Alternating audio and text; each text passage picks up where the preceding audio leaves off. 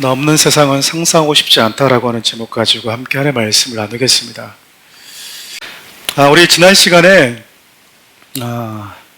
인생의 어떤 그 크고 작은 변화 속에서도 한결같이 하나님과 동행했던 에녹에 대해서 살펴봤어요. 길지 않지만 제가 이렇게 인생을 살면서 공통적으로 우리 인생 여정 가운데 많은 변화들이 있긴 한데 가장 큰 변화가 있다면 크게 두 가지가 있는 것 같아요. 하나는 결혼할 때 우리 인생에 참 큰 변화가 주어집니다. 저는 내 임의로 살고요, 내 마음대로 살았거든요. 근데 결혼하게 되면 이제 내가 약속한 사람, 내가 누군가에게 기꺼이 구속되겠다고 했던 사람이 생기게 되는 거예요. 여러분, 결혼은 그래서 구속입니다. 아름다운 구속이에요. 아름다운 구속입니다. 시험 들까봐 제가 짧게 보여줬는데 눈치채신 분들은 아실 거야. 아름다운 구속, 아름다운 구속. 그래서 제가 청년들에게 그런 얘기를 종종 해요. 편하게 살고 싶으면 절대 결혼하면 안 됩니다. 결혼은 편한 게 아니에요. 절대 결혼은 편하지 않습니다. 여러분, 인생의 목적이 편안함이 되면 안 된다고 생각해요. 보람과 가치여야 됩니다. 그래서 여러분들이 누군가를 만날 때에도, 사랑할 때도 분명히 그것에는 수고라고 하는 게 들어가요. 이 땅에 수많은 가치, 소중한 것들은 다 땀이 들어가요. 그러니까 여러분들이 누군가를 만날 때 힘이 들지만, 피곤하지만, 내 땀이 들어가지만 기꺼이 그걸 하고 싶다, 사랑하는 사람이 생겼다라는 거잖아요. 그래서 여러분, 누군가를 사랑하게 돼서 가정을 이루게 되면 여러분 진짜 내 인생에 아주 큰 변화가 일어납니다. 가끔은 이제 우리 형제님들 공차할 때 보면 결혼하고 나서 안 올 때가 있어요. 그렇게 공차하는 걸 좋아하는데 어쩌다 한 번씩 나오면 왜 공차로 자주 안 나와요? 그러면 아내한테 허락받느라고 목사님 힘들었습니다. 그럴 때마다 진짜 결혼했구나. 그러다 다치면 다음에는 못 갑니다.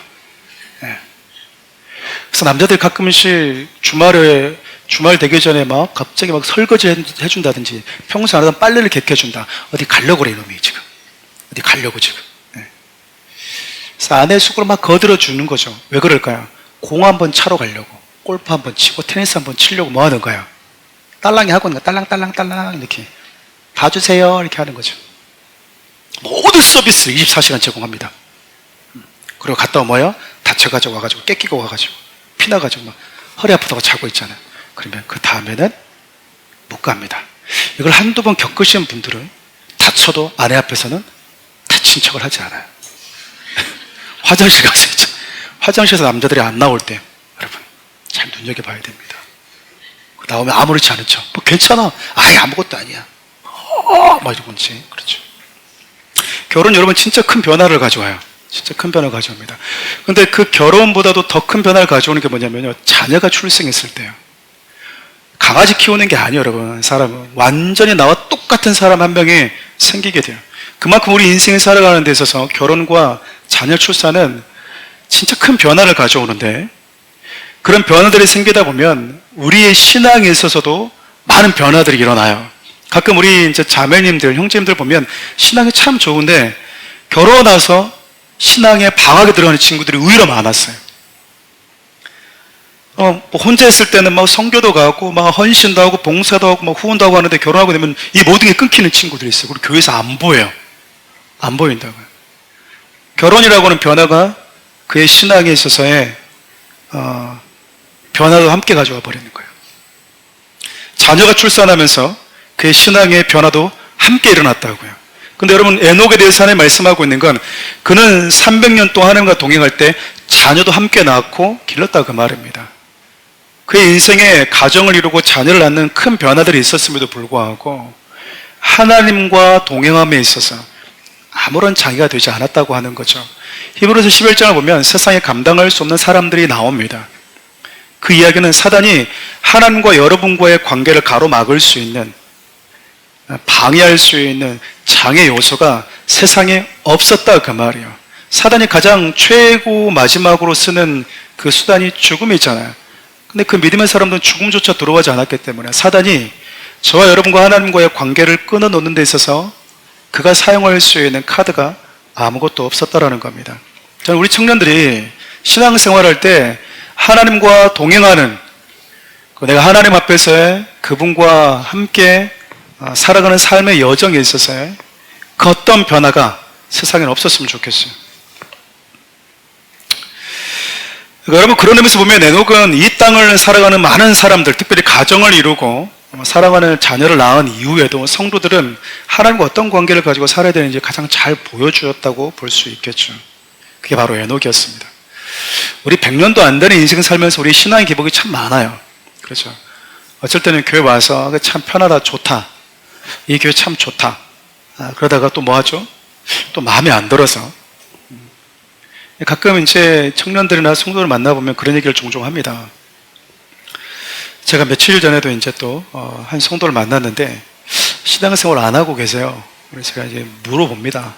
왜 안 하고 있습니까? 그러면 거의 7, 80원 목사님들 때문에 20, 30%는 교회 때문에. 왜요? 그러면 그동안 자기가 만났던 목사님들에 대한 그 서운함, 그리고 그 목사님들에 대해서 받았던 실망감이 너무 큰 거예요. 그리고 교회에 대해서도 실망감이 있는 거예요. 여러분, 우리가 하나님만 바라보고 신앙생활 하겠습니다라고 하는 건 그때 쓰는 겁니다. 무슨 얘기인가 하니, 나와 하나님과의 관계에 있어서, 내가 갖는 신앙에 있어서의 그 중간에 사람을 두지 않는 거예요. 내가 아무리 사랑하고 존경하는 목사님을 하더라도, 그분이 넘어진다 하더라도 여전히 하나님이 나를 사랑하시고 나에 대해서 선하시다고 하는 그 믿음은 변하지 않는 거예요. 목회자가 넘어졌다고 해서 하나님도 함께 넘어지나요? 목회자가 더러워졌다고 해서 하나님도 함께 더러워지는 분입니까? 목회자가 악하다고 해서 하나님도 악한 분이세요? 그러지 않아요. 그때 우리가 하나님만 바라본다라고 표현하는 겁니다. 근데 하나님과 나와의 관계에 있어서 그 중간에 다른 일을 개입시키는 분들이 있어요. 되게 어리석은 겁니다. 유한한 인간의 넘어짐과 연약함의 근거로 하나님과 관계를 유지하고 있는 것은 위험한 거다, 그 말이에요. 내가 아무리 누군가를 사랑하고 좋은 목사님들을 멘토로 삼는다 하더라도 그분과 나와의 하나님과 관계에 있어서 그분이 중간에 절대 개입되게 해서는 안 된다, 그 말이죠. 좀 사랑하는 우리 청년들, 좀 미안한 소리예요. 제 입장에서는. 왜냐면 남은 인생을 살아갈 때 여러분들은 교회에 대해서 끊임없는 그 반복된 이슈들을 듣게 될 거예요. 왜냐면 세상은 교회에 대해서, 하나님을 알지 못하는 세상은 교회와 목회자에 대해서 절대 호의적이지 않거든요. 조금만 있어도 이걸 이슈화시켜서 작은 문제도 먼지도 거대한 바위처럼 만들어버릴 수 있는 게 하나님을 싫어하는 세상이거든요. 여러분 계속 듣게 될 겁니다. 듣게 될 거예요. 스님들이 이렇게 이상한 질, 이렇게 성범죄자, 범죄 이런 거 하면 이런 잘 안 나오잖아요. 목사님들은 몇 년이고 그냥 우려먹잖아요. 네. 그러니까 여러분, 교회의 어떠함에 의해서, 목사들이 그 어떠함으로 인해서 하나님과 여러분의 관계가 흔들리지 않도록 했으면 좋겠어요. 왜냐하면 에녹은 300년 동안 살면서도 그 흔한 영적 권태기 한 번 없었습니다. 하나님과의 관계에 있어서. 너무 멋지게 살잖아요. 그런데 여러분, 에녹이 왜 이렇게 변함없이 그가 300년간 하나님이 그를 세상에서 데리고 가버릴 때까지 일관되게 하는 것 동행한 인생을 살았을까 생각해보면, 그가 자녀라고 하는 존재를 낳으면서 생명의 시작을 지금 내가 본 거예요. 나도 생명의 시작이 있었겠지만 내 생명의 시작을 여러분들은 느끼지 못하잖아요. 좀 더 쉽게 얘기하면 여러분들 태어난 그 순간을 기억하시나요? 가끔 나는 정자였을 때가 생각이 난다, 이런 분들이 계세요. 여러분들 돌봐줘야 돼. 나는 어머니 자궁에서 나왔을 때가 나는 생생하게 기억이 난다고. 여러분, 이런 분들 피해 다니셔야 됩니다. 아셨죠? 그런 분들은 가까이 지내시면 안 돼요. 내가 분명히 이 세상에 시작할 때가 있었는데 그 시작점을 기억하는 사람은 아무도 없어요. 근데 자녀를 낳았다고 하는 것은요, 그가 기억하지 못하고 있는 내 자녀의 시작을 내가 지금 보는 거예요. 그러면서 그 시작을 보면서 뭐까지 본 거죠, 에녹이? 이렇게 시작된 인생의 마지막이 있다라고 하는 걸 보게 된 거예요. 우리 그 표현이 히브리서 9장 27절인데 한번 읽어볼까요? 한 번 죽는 것은 사람에게 정해진 것이요 그 후에는 심판이 있으리니 흙으로 지음받은 인간은 가인의 후회나 아벨의 셋의 후회나 관계없이 똑같이 한 줌의 흙으로 돌아가는 그 죽음은 똑같이 경험한다고, 그 말이에요. 한 번의 죽음은 정해져 버렸대요. 근데 그 후에는 뭐가 있대요? 심판이 있답니다. 우리 고린도후서 5장 10절도 함께 읽어볼까요? 이는 우리가 다 반드시 그리스도 심판대 앞에 나타나게 되어 각각 선악간에 그 몸으로 행한 것을 따라 받으려 함이라. 여러분, 심판은 누가 받을까요?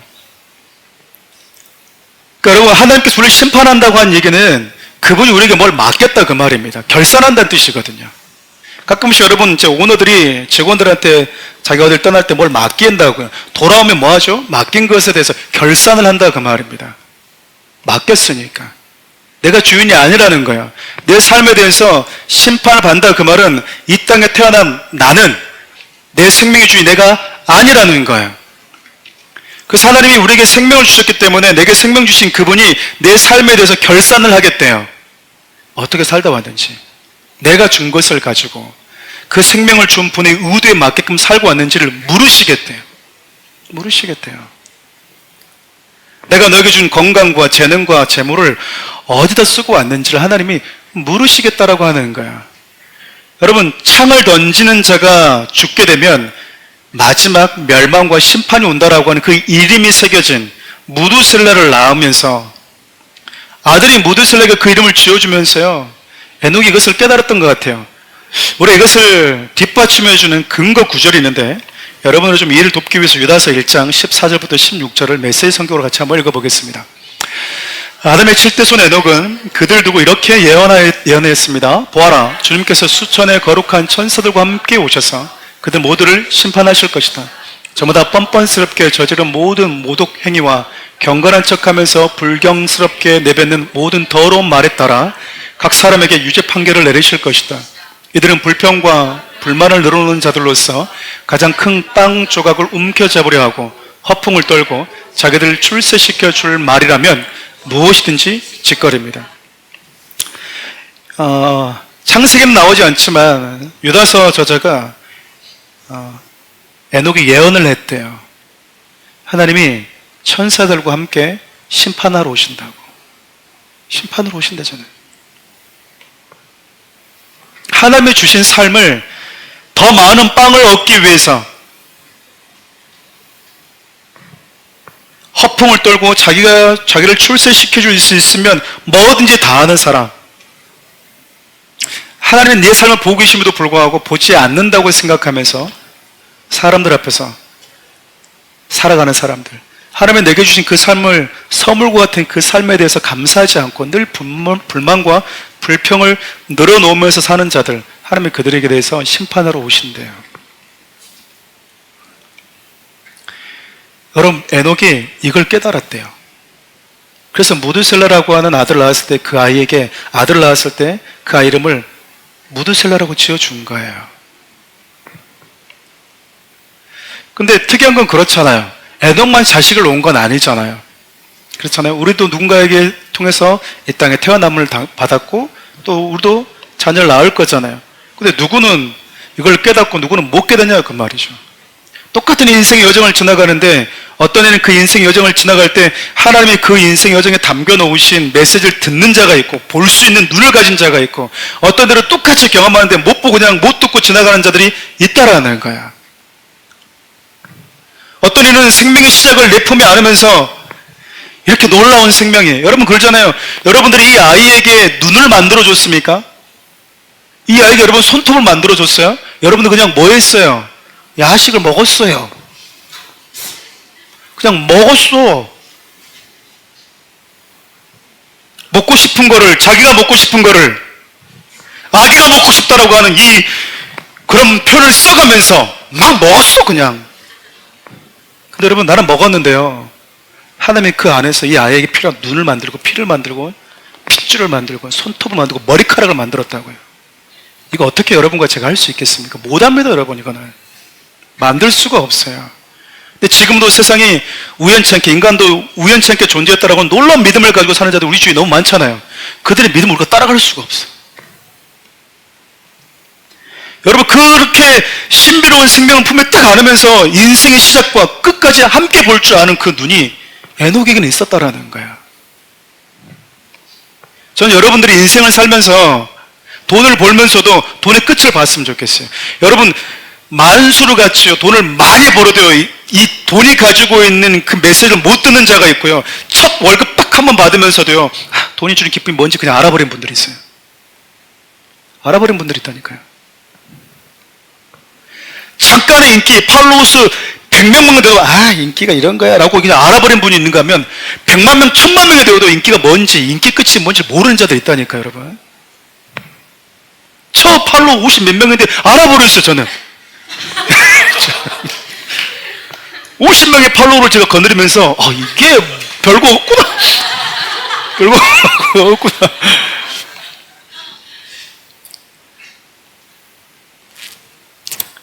부끄럽습니다만은. 네. 똑같이 누군가에게서 태어남을 받고 누군가를 낳는데도 불구하고 그 인생의 여정, 모든 사람들 똑같이 겪을 수 있는, 겪게 하신 하나님의 그 선물과 같은 삶의 여정 속에서 우리 청년들은 에녹과 같이 하나님이 꼭 보고 들었으면 하는 메시지를 다 여러분 좀 듣고 살았으면 좋겠어요. 듣고 살았으면 좋겠다고요. 우리에게도 마찬가지죠, 여러분. 돈 있는 형제들이 있고요. 돈 있는 자매들도 있어요. 예쁜 자매들도 있고 또 예쁜 자매들이 있어요. 한때 또 인기가 있었던 분들도 있잖아요. 모르겠습니까? 다 잊혀진다니까요. 다 잊혀져, 여러분. 여러분들 일상에서 겪는 아주 조그만 어떤 거 한 번 딱 맛을 보고도 그 맛의 끝을 느낄 수 있는 그 지혜로움이 있으면 참 좋겠습니다. 그래야지 여러분 에녹처럼 세상이 우리에게 줄 수 있는 그 즐거움의 끝이 이런 거구나 라고 하는 것들을 알고 그것을 먹으면서도 그것이 내 인생의 목적과 목표를 삼고 살지 않을 수 있다는 겁니다. 저는 그게 지혜라고 생각해요. 여러분과 제가 먹어볼 수 있는 거, 이 땅에서 누릴 수 있는 것, 전도서 기자 다 누려봤잖아요. 그러면서 얘기하잖아요. 그거 다 내가 먹어봤는데, 다 경험해봤는데 그 인생이 끝마치 이러더라. 굳이 너희들 그거 하려고 하지 마라. 인생에서 가장 중요한 건 인간의 본분답게 사는 거기 때문에 그래요. 인간으로서 사람답게 사는 거다, 그 말입니다. 사람다움이란 아름다움, 사람이 가장 아름답고 아름다운 사람이란 사람다움이란 뜻인데, 그 사람다움은 하나님의 형상대로 살아가는 거예요. 하나님의 형상을 보여주는 존재, 하나님이 어떤 분이신지를 서로가 서로를 통해서 보게 만드는 존재로 살아야 된다, 그 말입니다. 에녹이 그렇게 살았어요. 에녹이 그렇게 살았다고. 에녹이 이 땅을 살면서 얼마나 부유했고 얼마나 영향력이 있었는지 성경은 기록해 놓지 않습니다. 오히려 가인의 후예들인 야발, 유발, 도발가인이 훨씬 더 인류 문명적으로 봤을 때는 탁월한 사람들이었어요. 하나님은요, 그들을 얘기하지 않습니다. 에녹을 얘기합니다. 하나님과 함께 살았던 사람. 여러분, 그렇게 에녹에 대해서 이야기하다가 오늘 창세기 6장을 살펴보려고 하는데, 6장이 좀 무거운 말씀으로 시작을 해요. 우리 1절부터 3절 말씀을 다시 한번 읽어볼까요? 사람의 땅 위에 번성하기 시작할 때 그들에게서 딸들이 나니 하나님의 아들들이 사람의 딸들의 아름다움을 보고 자기들이 좋아하는 모든 여자를 아내로 삼는지라. 여호와께서 이르시되 나의 영이 영원히 사람과 함께하지 아니하리니 이는 그들이 육신이 됨이라. 그러나 그들의 날은 120년이 되리라 하시니라. 하나님, 여러분, 아담과 하와를 창조하고 난 이후에 그들에게 땅에 번성하고 충만하라고 하는 복을 주셨어요. 근데 조건이 있잖아요. 그들은 하나님의 형상을 가진 자였기 때문에 하나님은 하나님의 형상을 가진 그 아름다운 사람들이 세상에 가득하길 원하셨다고요. 하나님의 말씀을 삶의 기준으로 삼고 사는 자들이 가득하길 원하셨다, 그 말입니다. 근데 여러분, 하나님의 형상에 새겨져 있지 않은 인간은 하나님이 기뻐하시는 사람다움에서 좀 거리가 멀어요. 여러분, 집에 아무리 5만 원짜리 이 지폐가 많이 있어도요, 그게 위조 지폐면 아무런 의미 없습니다. 모양이 똑같이 생겨도요, 이 검진 거 딱 보고 이거 위조인데요? 그럼 여러분, 그건 아무런 효용 가치가 없는 거예요. 비슷해도 효용 가치가 없는 거예요.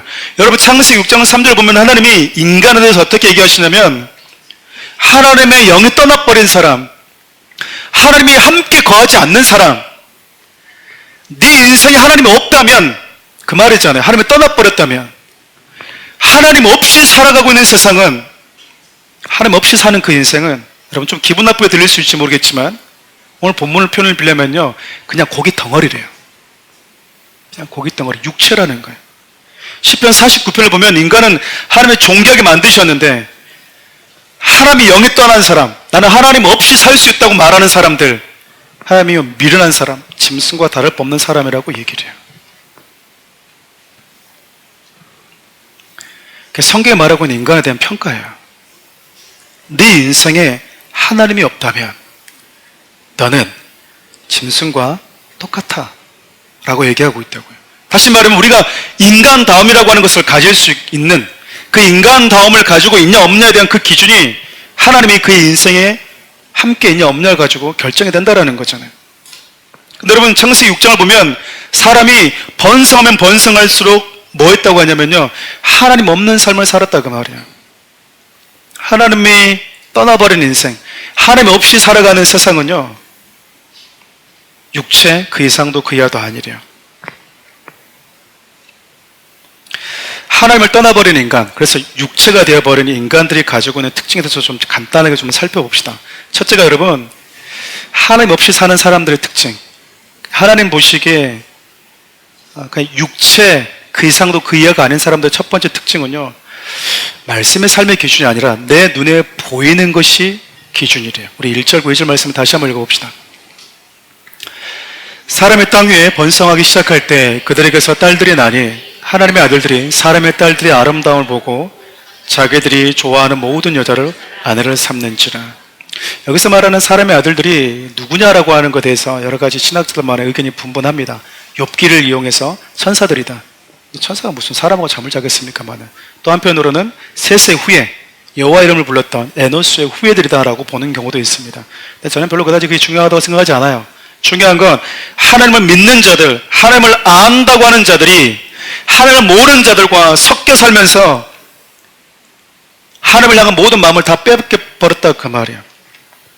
그리스도인들이 세상에 나가 살면서 그리스도인다운 삶을 포기했다 그 말이에요.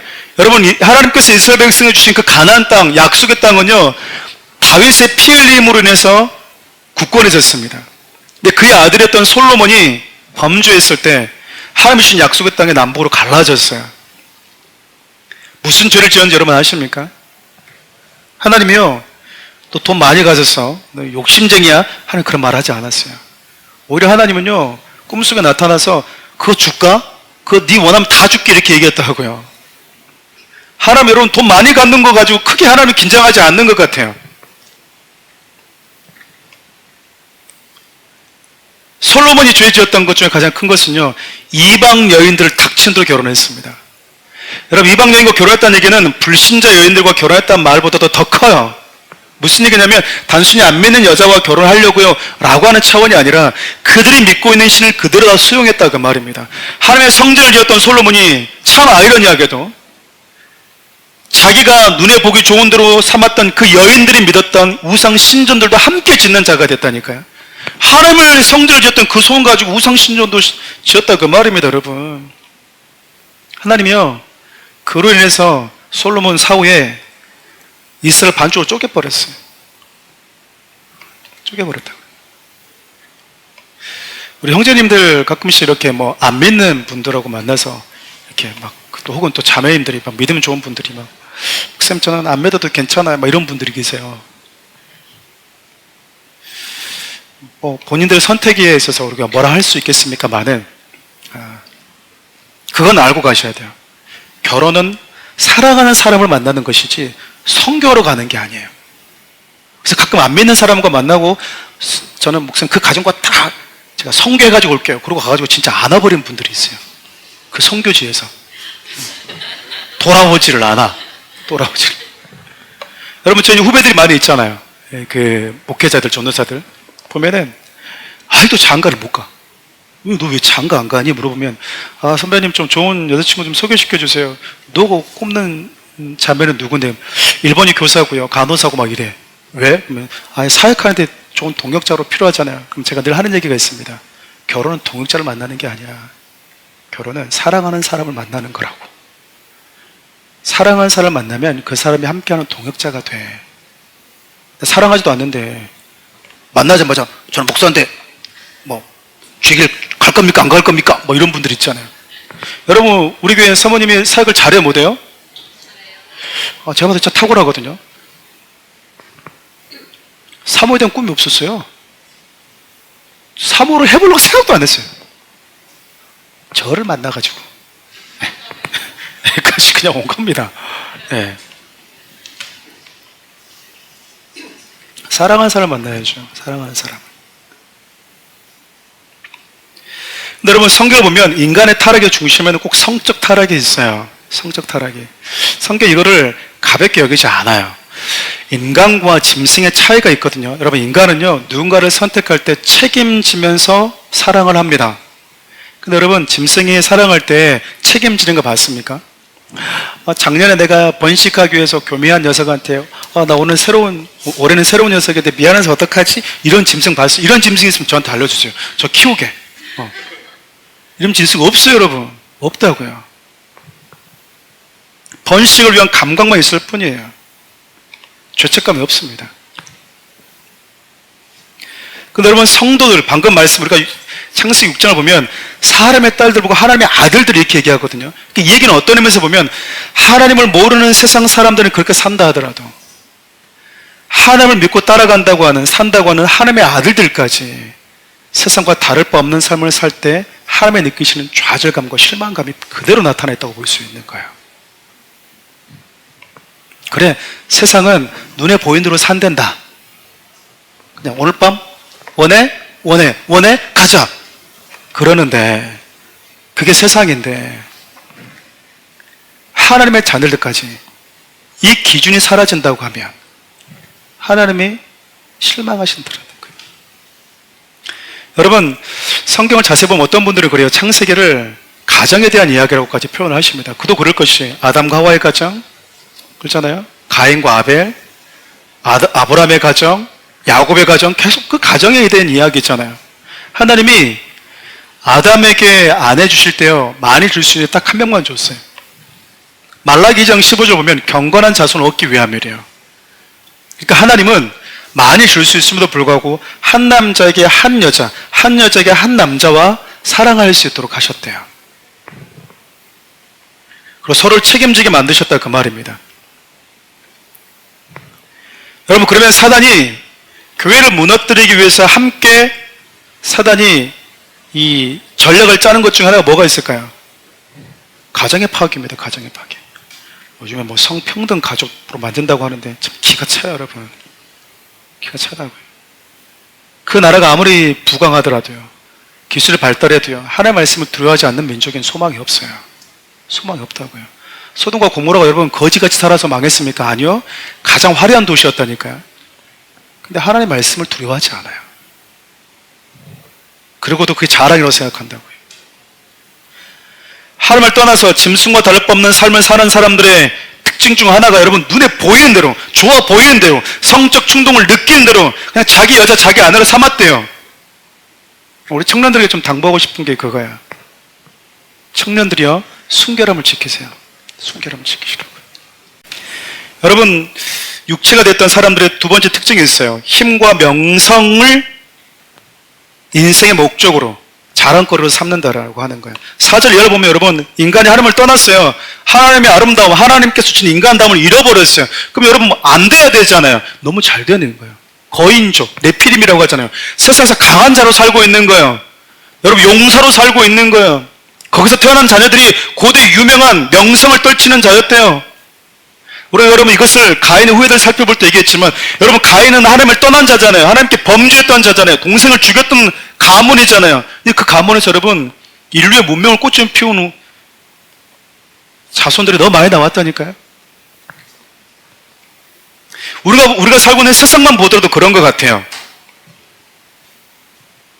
하나님과 함께 동행하는 삶보다 부해지고 강해지고 권력을 갖고 성공하는 것이 인생의 꿈이 되어버린 자들이 얼마나 많은지 몰라요. 여러분 교회를 찾는 자들도요 우리 청년들 그러지 않았으면 좋겠어요. 적어도 무슨 얘기냐면 교회 와서 신앙생활은 그 이유 목적도 내 문제 해결인 거예요. 하나님이 아니에요. 하나님이 아니에요. 물론 우리가 처음에 그런 목적을 가지고 왔다 하더라도 하나님을 한두 번 만나면서 인생의 목적이 누구인지가 이렇게 바뀌어야 되잖아요. 가끔 교회 오는 분들이 이런 말 합니다. 목사님 교회 어떻게 왔어요? 그러면 사랑하는 우리 교회니까 마음이 너무 편해요. 제가 두려워요. 우리 교회가 몇 번이나 당신을 편안하게 해줄 수 있을까? 전 자신이 없거든요. 여러분들을 이렇게 1년, 2년 동안 편하게 해줄 자신이 없어요. 그렇게 좋다고 했던 친구들이 안 보여. 전화 왜 안 오시죠? 목사님 불편해서요. 나는 아무것도 안 했어. 나는 늘 똑같은 자리에 있었어. 근데 갑자기 제가 불편해졌대요. 교회가 불편해졌대요. 어색해졌대요. 마음의 편안함과 안식 때문에 교회를 찾을 수 있는 동기가 되었다 하더라도 그 동기가 신앙을 이어가는 데 있어서 에너지로 연결되지는 않는 것 같아요.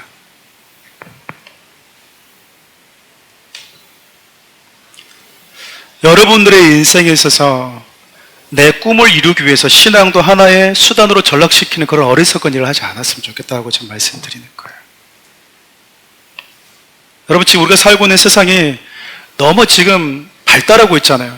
AI 놀랍지 않습니까? 여러분, 저희들 때 그랬잖아요. 야, 이럴 것 같으면 진짜 물도 사 먹겠다. 야, 물도 사 먹는 날이 오겠네. 여러분, 물 사 먹는 날이 올 줄 여러분 상상했습니까? 물을 사 먹는 세상에 TV로 손을 볼 줄 여러분 생각은 했어요? 근데 여러분 너무 빠르게 발전하고 있잖아요. 근데 참 아이러니한 건 세상은 빠르게 발전하고 있는데요. 하나님을 예배하는 자들이 점점 줄어들고 있어요. 성도들이 점점 줄어들고 있다고요. 마치 세상이 이렇게 얘기하고 있는 것 같아요. 인간의 천재적인 과학기술을 믿어. 신뢰해. 인간은 결코 작지 않아. 얼마나 강한데. 하나님이 없어도 살 수 있는 세상 내가 충분히 만들어줄게. 하나님 없어도 내가 충분히 뭐든지 할 수 있는 세상 만들어줄 테니까 걱정하지 마. 이렇게 말하고 있는 것 같아요. 저는 재미 때문에 교회 온 친구들이 언젠가 하나님을 떠난 경우 너무 많이 봤습니다. 왜냐면 교회보다 더 재밌는 곳이 많아요. 훨씬 더 많죠. 그래서 교회가 뭐 하죠? 세상보다 더 재밌는 곳이 되려고 하는 거예요. 세상보다 재밌는 곳 될 수가 없어요.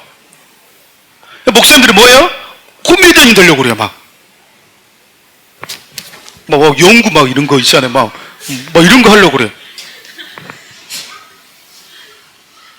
자기가 여러분 심영래 씨보다 더 웃기겠어요? 안녕하세요. 성대모사 더 잘하겠어요? 정성호 씨보다?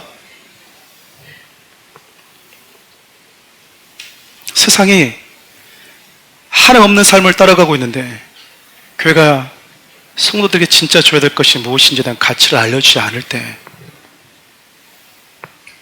세상은 교회 다니는 성도들조차 하나님을 이용해서 용사가 되고 명성 있는 자가 되려고 한다라는 거예요.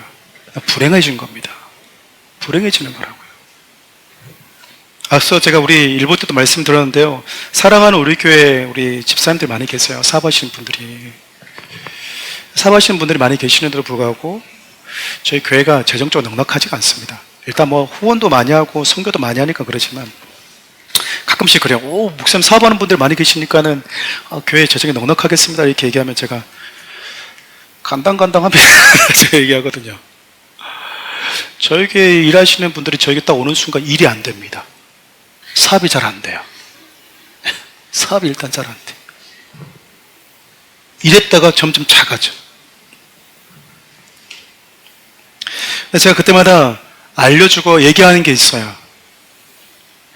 내가 사업의 이 넉넉함을 위해서 기도한다 하더라도 그것이 목적이 되지 않았으면 좋겠다. 사업이 잘 되고 안 되고와 관계없이 사업이 잘 되고 안 되고가 하나님과 나와의 관계에 있어서 아무런 이유가 되지 않았으면 좋겠다. 하나님이 독특하게 사랑하는 우리 교회에서 이 훈련을 시키시는 것 같아요. 하나님은요 그것도 싫다라고 하는 거잖아요.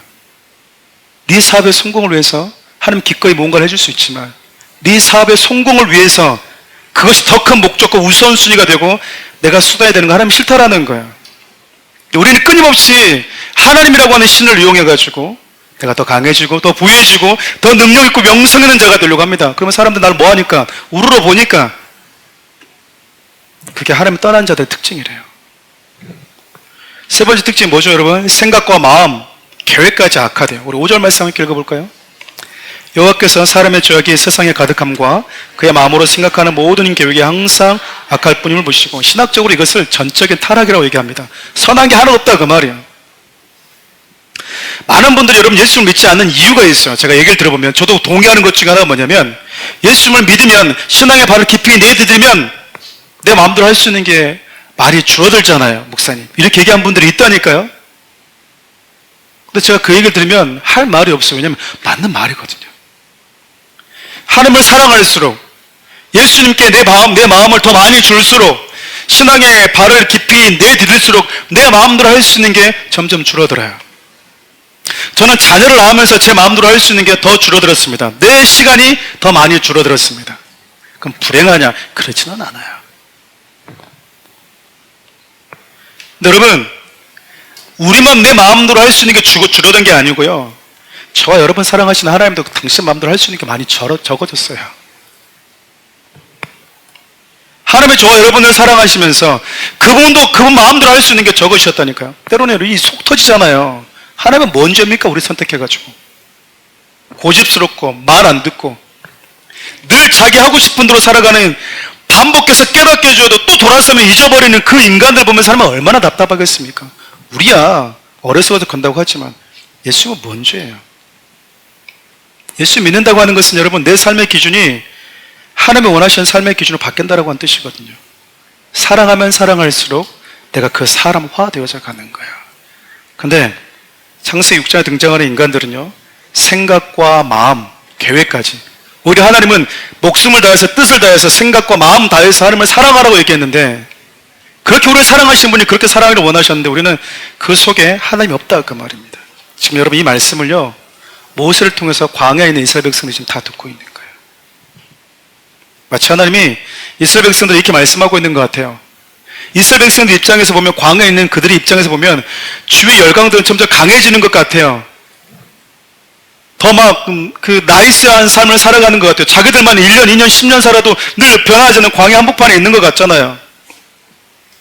근데 이 말씀을 통해서 하나님 이스라엘 백성들에게 권면하고 있는 것 같지 않습니까? 세상에서 힘있고 능력있고 부하고 명성 있는 자가 되려고 애쓰지 마라. 하나님과 함께하는 인생, 하나님과 함께 사는 자,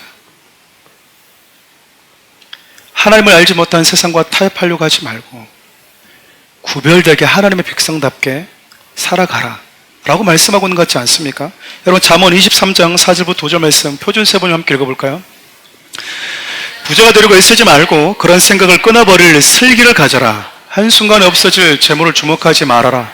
재물은 날개를 달고 독수를 처럼 하늘로 날아가 버린다. 제가 그 한 예화를 들은 적이 있어요. 어떤 또 많으신 집사님이신데, 이분이 월에 막 몇 억씩 벌리시니까 그냥 물었대요.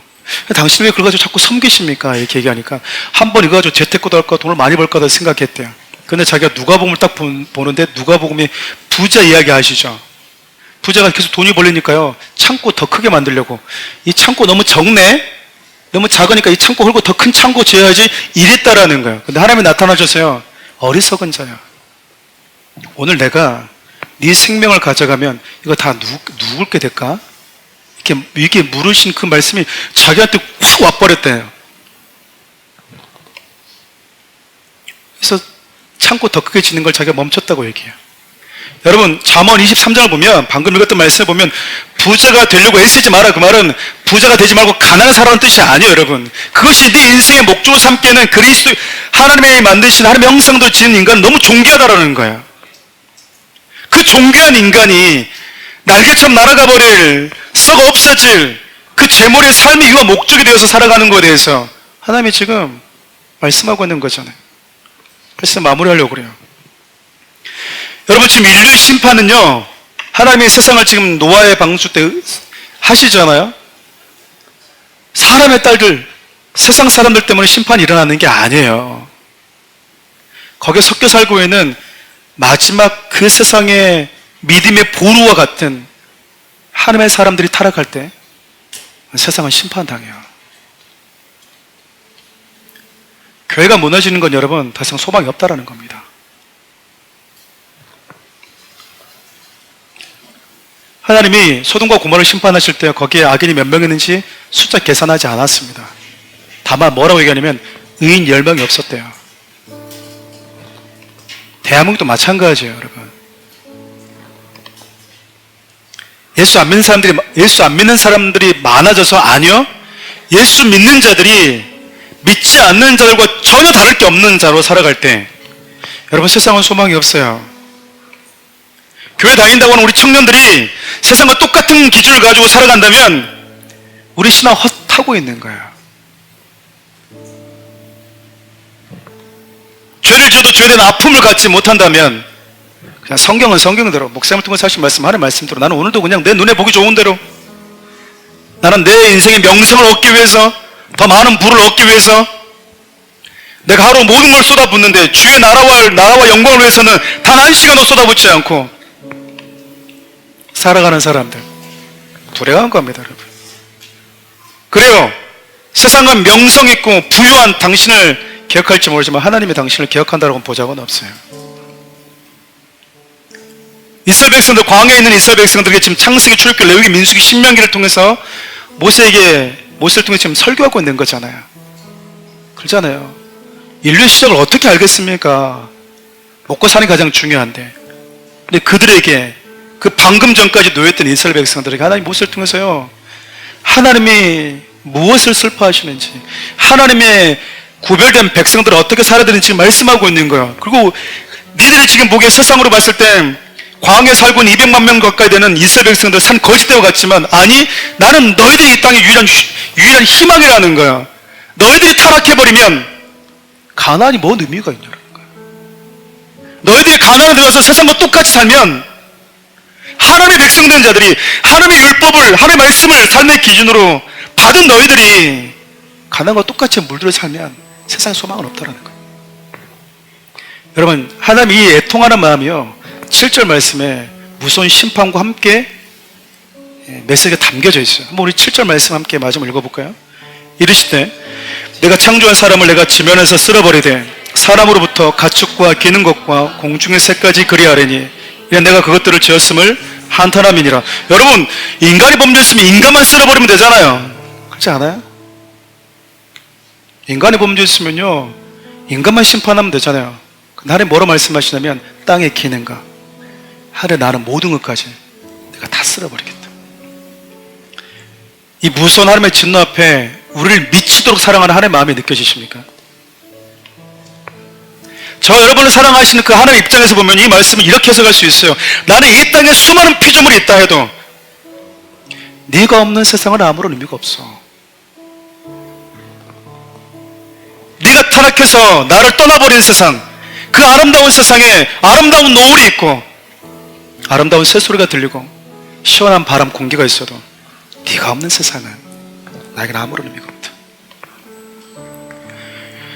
여러분, 하나님이신 그분이 인간의 몸을 입고 우리 곁에 오신 그 이유 모르시겠습니까? 천국에 뭐가 아쉽습니까? 천국에 뭐가 없냐 그 말이에요. 천국은 다 있어요. 근데 왜 그분이 천국을 뒤로하고 우리 곁에 왔겠습니까? 하나님의 마음 느껴지지 않으세요? 니들이 그렇게 오고 싶어하는 천국, 그 천국에 네가 없으면 그 천국도 나에게는 아무런 의미도 없어. 우리는 전도할 때 그렇게 얘기합니다. 예수 믿고 천국 가세요. 천국이 어디죠? 거기는 화려한 꽃이 있고 금이 있고 진주가 있대요. 왜 예수님을 얘기하지 않죠? 예수님은 그곳에서 우리가 없어가지고 거기 뒤로 왔다는데, 지독스러운 사랑 이야기가 여러분 성경인 거 아직도 모르시겠습니까? 지금 이스라엘 백성들이 괴로워하는 그 떼약볕과 같은 광야에 하나님과 지금 함께 들어와 계세요. 나도 니들이 있는 곳에 와서 함께 살겠다고 지금 하나님이 천막 치고 와서 성막 만들어서 그들과 함께 있잖아요. 그리고 천국 뒤로 하고 당시의 백성들과 그 불편한 광야길을 함께 걷겠대요. 그들과 함께 목마름도 경험하고 열악한 식탁도 함께 나누고 있어요. 여러분, 하나님께서 가장 소중하게 여기시는 식탁은요, 솔로몬의 식탁도 아니고 천국의 화려한 식탁이 아니고요, 당신의 사랑하는 자들과 마주보면서 식사하는 거예요. 하나님께서 가장 기뻐하시는 그 길은요, 금길, 진주, 비단길, 12진주길이 아니라고요, 여러분과 함께 걷는 길입니다. 하나님이 가장 마음 편안한 집은요, 천국이 아니에요. 당신의 자녀들과 함께 사는 집입니다. 우리는 예수를 믿으면서도 계속 길을 원해요. 길을 알려달라니까 하나님 하면서 보채입니다. 어디로 가야 되는지 말해줘야 될 거 아닙니까? 뭘 선택해야 될지 알려줘야 될 거 아닙니까? 그 순간 하나님이 나와 함께 있다고 하는 것, 주님과 함께 내가 그 길을 걸어가고 있음에 대해서, 이 세상에 성도들에게 있어서 가장 아름다운 길은 주님과 함께 내가 걷는 그 길이라니까요. 제주도 올레길이 아니에요, 여러분. 주님과 함께 걷는 그 길이 가장 좋은 길이에요. 내 인생의 가장 아름다운 집은요, 주님과 함께 사는 집입니다. 참 독특해요, 여러분. 다음 주 살펴보겠지만 노아 홍수 때 이스라엘 당시 사람들이 범죄했던 거 보면요, 시리카고 장가 같대요. 일상 아닌가요? 일상이잖아요. 우리들 일상을 살고 있어요. 네, 다른 게 뭐냐면요, 그 일상에 하나님이 없어요. 그 집에 하나님이 없고요, 그 식탁에 하나님이 없고, 그 걷는 길에 하나님이 없어요.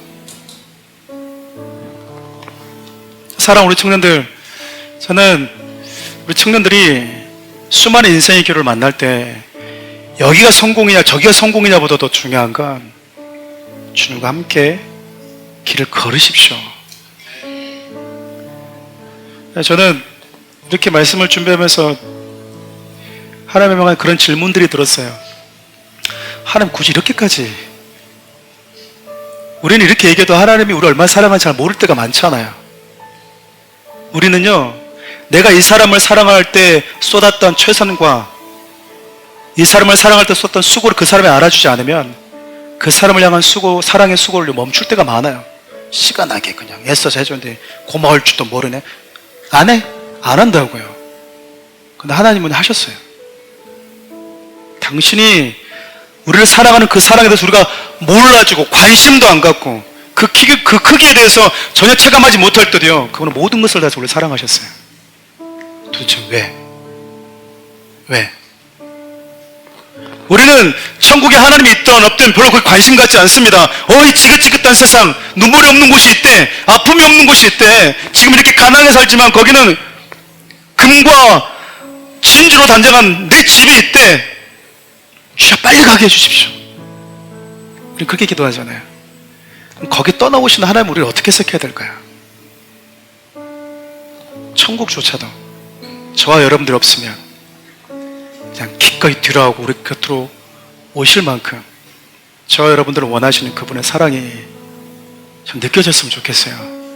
하나님이 원하시면 여러분 대단한 게 아니에요. 그래서 주를 위해서 내가 하나님 교회 건물 하나 지을까요? 선교센터 하나 지을까요? 외국에 필요한 교회 몇 개를 지을까요? 고아원을 짓고 학교를 지을까요가 아니고요, 하나님과 함께 내 일상을 사는 겁니다. 주님과 함께 사는 거야. 저는 이 말씀을 알게 되면서 그런 생각과 그런 믿음의 고백을 했어요. 하나님 없으면 전 천국도 가고 싶지 않습니다. 천국에 제게 뭔 의미가 있습니까? 주님을 믿는 그 순간 네 안에서 천국이 시작되었다고 하는 그 메시지 여러분 아시겠습니까? 천국을 원하지 마시고 하나님을 원하십시오. 하나님이 저와 여러분들이 없는 세상은 상상하고 싶지 않대요. 근데 내 인생에 하나님 없는 삶을 살면서도 돈이 많이 벌리면, 유명해지면, 그걸로 만족하고 있다면 하나님이 괴로워하실 겁니다. 사랑 우리 청년들, 우리 인생이 여전히 그렇게 길게 남지 않았어요. 하늘 보좌도 기꺼이 내려놓고 우리에게 오실 만큼 저와 여러분들을 축복하시고 저와 여러분들을 원하시는 그 하나님의 사랑을 여러분 있는 그대로 여러분 받아들이셨으면 좋겠어요. 좀 이 찬을 좀 주님께 올려드립시다.